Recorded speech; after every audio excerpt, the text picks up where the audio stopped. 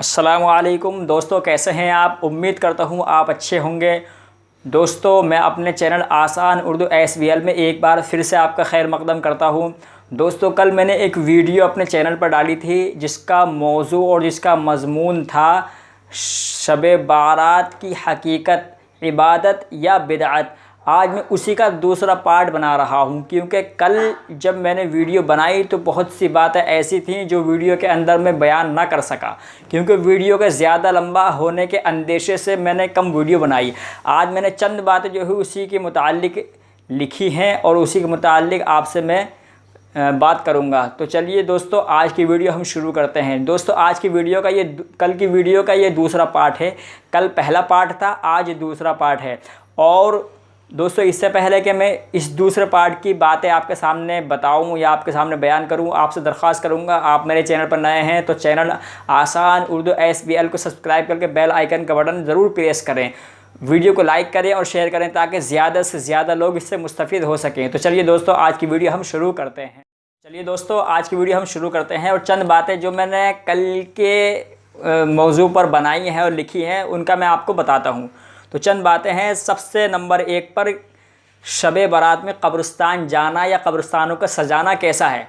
तो दोस्तों, आप सल्लल्लाहु अलैहि वसल्लम के अहादीस मुबारका या आप सल्लल्लाहु अलैहि वसल्लम के हयात तय्यबा या सहाबा किराम रज़ियल्लाहु अन्हुम अजमईन या ताबईन, तब ताबईन, सुलहाए इज़ाम, फ़ुक़हाए इज़ाम, मुफ़क्किरीन, मुफ़स्सिरीन, मुहद्दिसीन, किसी की भी तारीख़ में ख़ास कर शब बारात के दिन कब्रिस्तान जाने की कोई अहादीस मौजूद नहीं है। हाँ, जो मैंने कल हदीस बयान की थी वो ज़ईफ़ हदीस है। हज़रत आयशा रज़ियल्लाहु अन्हा अपने बिस्तर पर होती हैं, आप सल्लल्लाहु अलैहि वसल्लम को नहीं पाती हैं, तलाश में निकल जाती हैं। देखती हैं कि वो जब आप सल्लल्लाहु अलैहि वसल्लम जन्नतुल बक़ी में है और आपने अपने हाथों को आसमान की तरफ उठा रखा है और अल्लाह से रो रो कर गिड़गिड़ा कर दुआ कर रहे हैं कि अल्लाह मेरी उम्मत को बख्श दीजिए। तो आप सल्लल्लाहु अलैहि वसल्लम को देख कर हज़रत आयशा ठहर जाती हैं। आप सल्लल्लाहु अलैहि वसल्लम हज़रत आयशा को देखकर फरमाते हैं, आयशा क्या तू ये समझती है अल्लाह और उसका रसूल तेरे साथ में जो है नाइंसाफ़ी करेगा या तेरा हक़ तलफ़ी करेगा। तो दोस्तों, ये तो कब्रिस्तान में जाने की हदीस मौजूद तो है, लेकिन ज़ईफ़ अहादीस में है। आप कब्रिस्तान जाइए, कब्रों पर ज़रूर जाना चाहिए। आप हर जुमा जाइए, रोज़ाना कब्रिस्तान जाइए, लेकिन किसी ऐसी एक रात को मखसूस बना लेना कि साहब शब बारात के बाद कब्रिस्तान जाना ही जाना है या शब बारात में कब्रिस्तान को सजाना है, वहाँ लाइटें वगैरह रोशनी ज़्यादा करनी है, ये सारी के सारे किसी भी अहादीस या कुरान करीम की किसी आयत से साबित नहीं होती हैं, ना उलमा से साबित होती हैं, ना सहाबा से साबित होती हैं, ना आप सल्लल्लाहु अलैहि वसल्लम ने इन चीज़ों को करने का हुक्म दिया है। तो गोया ये भी एक बिदअत में शामिल है। हाँ, शरीयत मुतहरा हर चीज़ में हमारी रहनुमाई करती है और इसमें भी हमारी रहनुमाई की है कि हाँ, अगर तुम अपनी खुशियाँ मनाते हो, अपने घरों पर किसी भी तरह की किसी भी किस्म की खुशी मनाते हो, तो अपने आप को खुश रखो, अपने रिश्तेदारों को खुश रखो, आस पड़ोसी को खुश रखो, मसाकीन को, भूखों को, बेवाओं को और गरीबों को, मिस्कीनों को, सबको खुश रखो, सबको कुछ ना कुछ सदका खैरात करो। और हाँ, अपने मुर्दों को भी आप खुश रखो। जैसे ईद उल फित्र के बारे में आता है कि आप ईद उल फित्र से पहले आप जो है सदका कीजिए, सदका फ़ित्र अदा कीजिए, फिर ईद की नमाज़ पढ़िए, फिर अपने मुर्दों से जाकर मिलिए, यानी कब्रिस्तान जाइए। तो कब्रिस्तान जाने में मनाही नहीं है, लेकिन इसी रात यानी शब बारात को मखसूस कर लेना कि कब्रिस्तान जाना ही है और वहाँ पर कब्रों पर जाकर गिड़गिड़ाना है, चिल्लाना है या सर पटकना है, ये सारी की सारी बातें बिदअत में शामिल होती हैं। दूसरी चीज़ दोस्तों, दूसरा है क्या शब बारात में किसी भी किस्म का कोई ख़ास नवाफिल या ख़ास नमाज मखसूस की गई है या बयान की गई है। तो दोस्तों, शब बारात या ख्वाह कोई सी भी रात हो या शब क़द्र हो या पूरे साल की कोई सी भी रात हो, किसी भी रात में कोई मखसूस नवाफिल नमाज बयान नहीं की जाइए, ना उसका कोई सबूत मिलता है। जैसे कि मस्जिदों के अंदर पर्चे लगा दिए जाते हैं कि शब बारात के अंदर इस तरह नवाफिल पढ़ो कि 4 रकात नवाफिल की नियत बांधो, पहली रकात में सूरह फातिहा पढ़ने के बाद 41 मरतबा कुल हु अल्लाहु अहद पढ़ो, दूसरी रकात में 41 मरतबा कुल औज़ु बिरब्बिल फलक पढ़ो, तीसरी रकात में कुल औज़ु बिरब्बिन नास पढ़ो, चौथी रकात में इन्ना आतैना कल कौसर पढ़ो। और इसका इतना बड़ा सवाब है कि अल्लाह ताला 12,000 शहीदों का सवाब इस नफिल से पढ़ने से देगा। तो ये सारी की सारी चीज़ें किसी भी अहादीस से साबित नहीं होती हैं। तो दोस्तों, किसी भी अमल को करने के लिए हमें कुरान करीम या हदीस या आप सल्लल्लाहु अलैहि वसल्लम की ज़िंदगी या सहाबा किराम रज़ियल्लाहु अन्हुम अजमईन की ज़िंदगी हमको देखनी होती है कि आपने उस अमल को किया है या करने का हुक्म दिया है। अगर आप सल्लल्लाहु अलैहि वसल्लम ने किसी भी अमल को किया है या करने का हुक्म दिया है तो वो बात साबित होती है, पुख्ता होती है, काबिल एतमाद होती है, काबिल यकीन होती है, फिर उस पर अमल किया जाना ज़रूरी होता है। लेकिन जब जो बात आप सल्लल्लाहु अलैहि वसल्लम के ज़माने मुबारक या आप सल्लल्लाहु अलैहि वसल्लम की ज़िंदगी मुबारक में वो बात साबित नहीं होती, सहाबा से वो बात साबित नहीं होती, हमारे फ़ुक़हा मुफ़स्सिरीन मुहद्दिसीन फ़ुक़हा अइम्मा अरबा से वो बात साबित नहीं होती, तो ऐसी बात को बिदअत में शुमार किया जाता है और उनसे बचना बहुत ज़्यादा ज़रूरी है।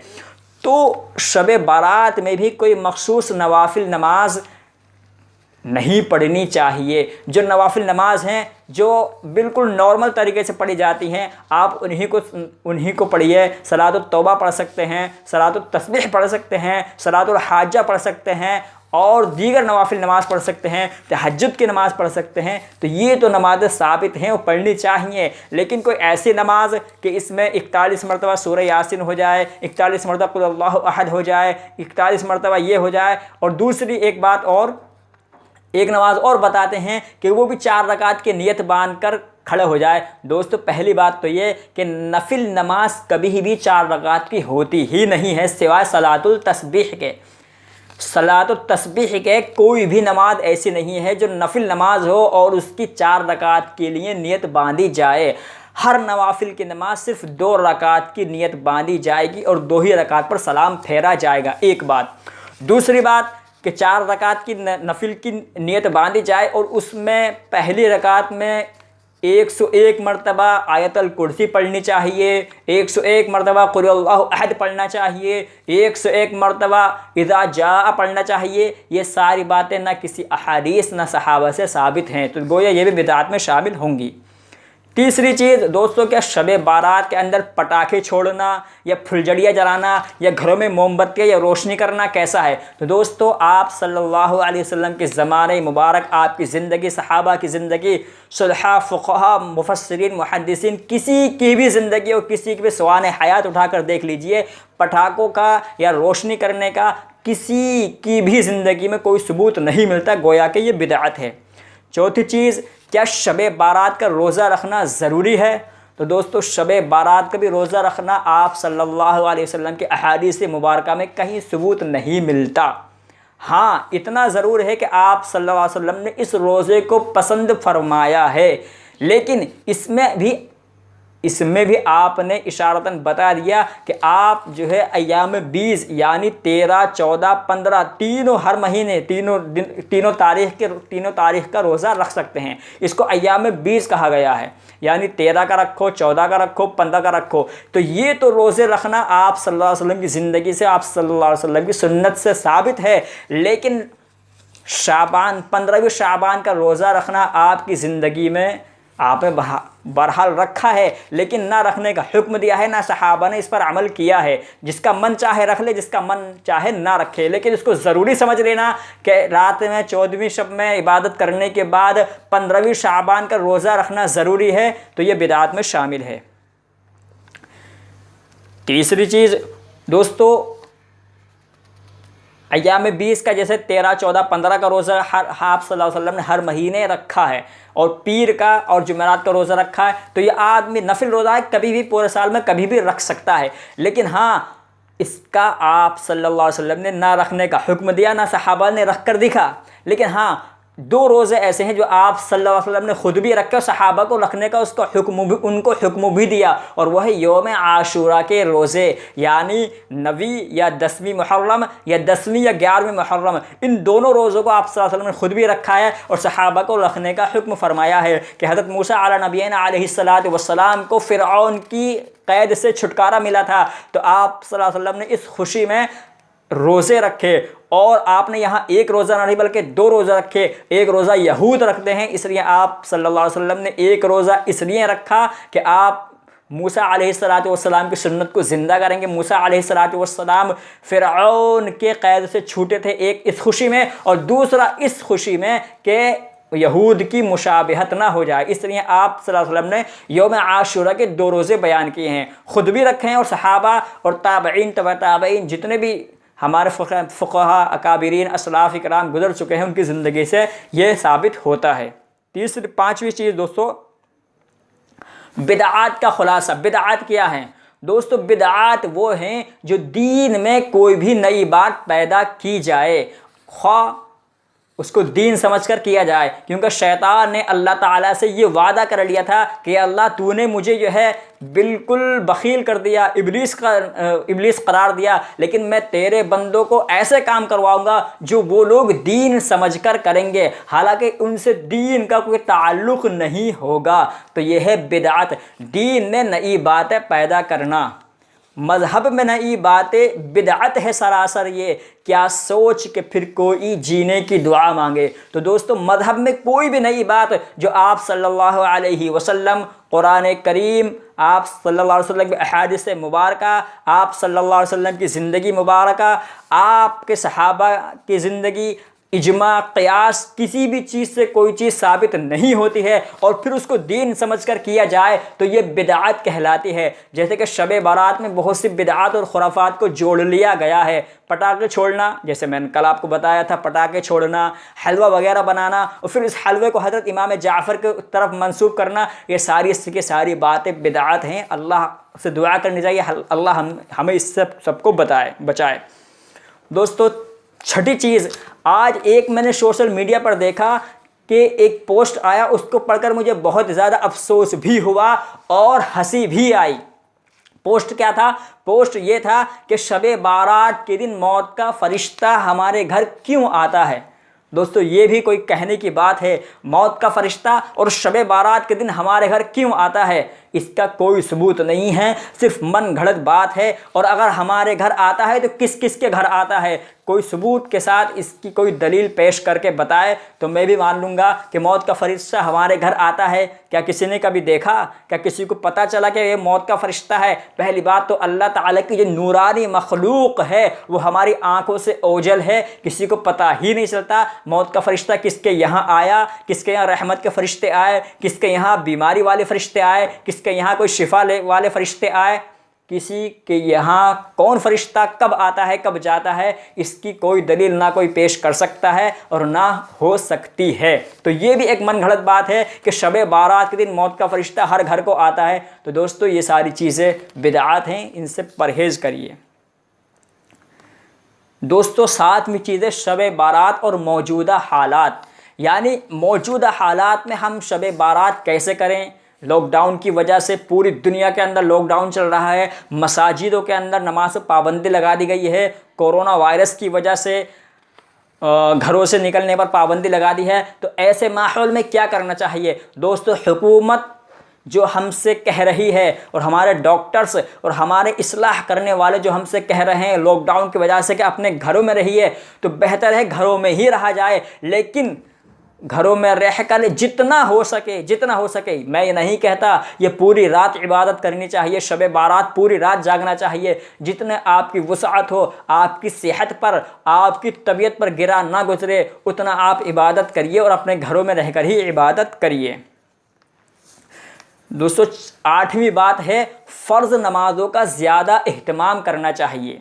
दोस्तों शब बारात हो या कोई सी भी रात हो या कोई सा भी दिन हो, फ़र्ज़ नमाज़ों का ज़्यादा अहतमाम करना चाहिए, क्योंकि फ़र्ज़ जब तक आदमी अदा नहीं करेगा दीगर इबादत उसकी मकबूल नहीं होंगी।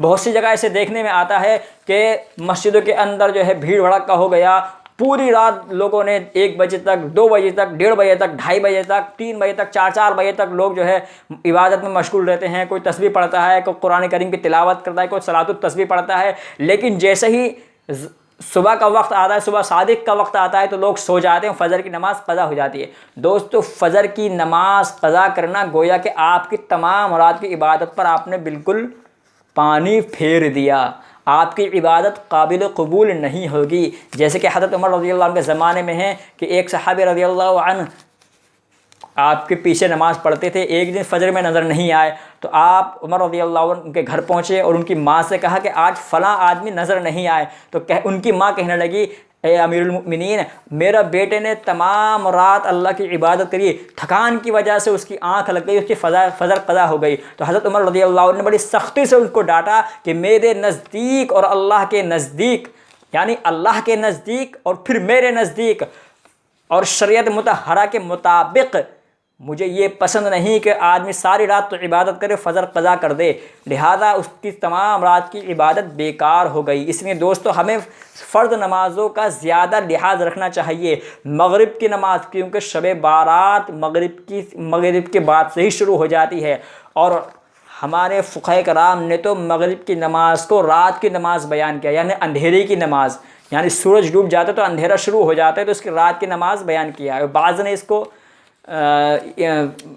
ने इसको दिन की नमाज़ बयान किया, लेकिन जमहूर का इत्तेफाक इसी पर है कि ये जो मगरिब की नमाज़ है ये रात की नमाज़ है, यानी इस पर अंधेरा छाना शुरू हो जाता है। इसलिए मगरिब की नमाज़ बाजमात पढ़े, इशा की नमाज़ बाजमात पढ़े और फजर की नमाज़ बाजमात पढ़े। आप पूरी रात ना भी इबादत करें और इशा की नमाज़ बाजमात और फजर की नमाज़ बाजमात पढ़ें तो भी अल्लाह ताला आपको पूरी रात नफिल इबादत का सवाब अता फरमा देते हैं।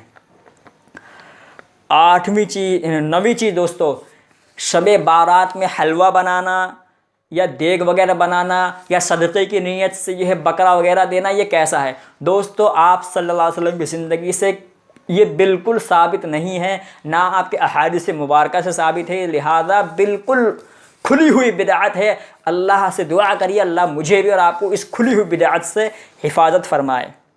दोस्तों 10वीं चीज़ है सलातुल तस्बीह या नवाफिल किस तरह पढ़ें या क़ज़ाए उम्री की नमाज़ पढ़ें। बहुत से लोग मसाजिदों में मिलते हैं या रास्तों में मिलकर पकड़ लेते हैं कि मौलाना ये बताइए, क़ारी साहब ये बताइए कि सलातुल तस्बीह कैसे पढ़ी जाएगी, इनमें जो है नवाफिल की नमाज़ कैसी पढ़ी जाएगी। नवाफिल के बारे में तो मैंने आपको बता दिया जो ऊपर ज़िक्र हो चुका, लेकिन क़ज़ाए उम्री को लोग बहुत ज़्यादा इसमें तरजीह देते हैं कि क़ज़ाए उम्री इसमें पढ़नी चाहिए। तो दोस्तों क़ज़ाए उम्री या सलातुल तस्बीह कभी भी पढ़ सकते हैं और इसी रात को मखसूस कर लेना कि ये शब बारात की रात, इसमें क़ज़ाए उम्री नमाज़ पढ़नी चाहिए। तो दोस्तों एक बात तो ये कि क़ज़ाए उम्री नमाज़ पढ़ना सही है, हदीस से साबित है, लेकिन क़ज़ाए उम्री नमाज के बारे में ये आता है किताबों में कि क़ज़ाए उम्री जिस वक्त की नमाज क़ज़ा हुई उसी वक्त में पढ़नी चाहिए या कभी भी पढ़नी चाहिए।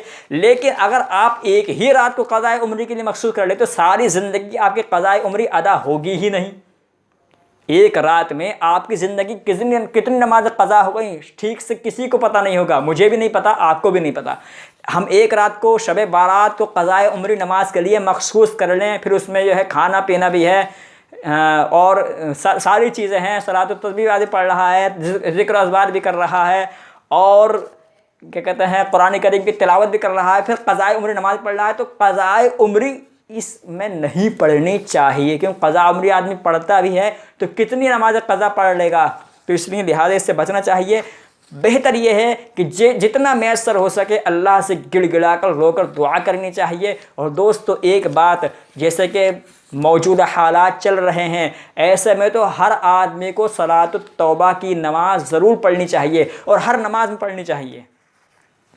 और सलातुत तौबा पढ़नी चाहिए, इस्तिग़फ़ार की कसरत ज़्यादा करनी चाहिए। और इस्तिग़फ़ार ये नहीं कि आप 1 तस्बीह 2 तस्बीह 5 तस्बीह 1000 मरतबा नहीं, जितना आपसे हो सके आप चलते फिरते उठते बैठते। और ये चीज़ तो हमारे पास एक मौका है, लॉकडाउन का बिल्कुल रमज़ान से पहले होना, ये हमारे पास एक मौका है दोस्तों। हमें रिवीज़न हो जाएगा, हमारे अमल हमारे मश्क में आ जाएगा, हमारी तबीयत पर वो चीज़ गिरा नहीं गुजरेगी। क्योंकि रमज़ान में रोज़ा हमारी तबीयत पर बहुत ज़्यादा कुछ लोगों के गिरा गुजरता है। अभी से आदत डालनी शुरू कीजिए, थोड़ा भूखा रहने की कोशिश कीजिए, थोड़ा प्यास को बर्दाश्त करने की कोशिश कीजिए, अभी से आदत डालिए और इस्तिग़फ़ार की कसरत कीजिए। और हर नमाज में, जैसे मगरिब की नमाज़ हुई, इशा की नमाज़ हुई या ज़ोहर की नमाज़ हुई, इनमें जो आखिर के 2 नफिल हैं उनमें ही आदमी तो वो नफिल पढ़ता ही है, लेकिन अगर उन्हीं नफिलों में सलातुत तौबा की नियत कर ली जाए तो अल्लाह ताला बहुत जल्दी और बहुत ही ज़्यादा